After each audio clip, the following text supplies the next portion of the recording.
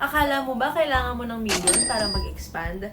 Baka kasi hindi pera ang kulang, kundi ang paniniwala mo sa purpose mo. When it comes to business expansion, yes, oo, nakakatakot talaga siya.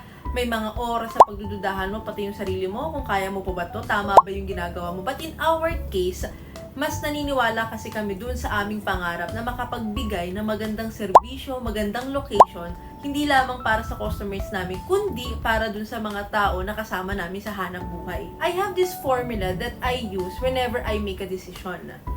First is you have to pray. You have to surrender it to God because God knows our true intentions.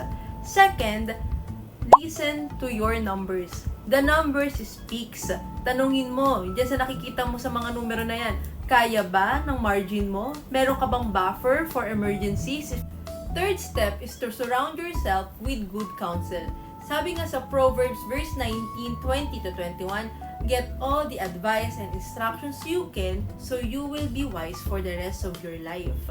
So mahalaga dito yung mga role ng ating mga parents. So sa part namin, parents yung una namin tinatanong. And also, yung mga mentors namin na nasa same industry. Alam mo, expansion isn't just about a bigger space.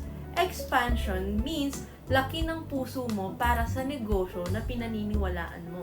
Hindi mo kailangan ng pera para mag-expand. Kailangan mo ng malinaw na dahilan. Kung nakarelate ka sa journey namin, like at i-share mo na rin to sa tropa mo na gustong magsimula ulit. And follow us para sa susunod na episode ng Negosyo Real Talk.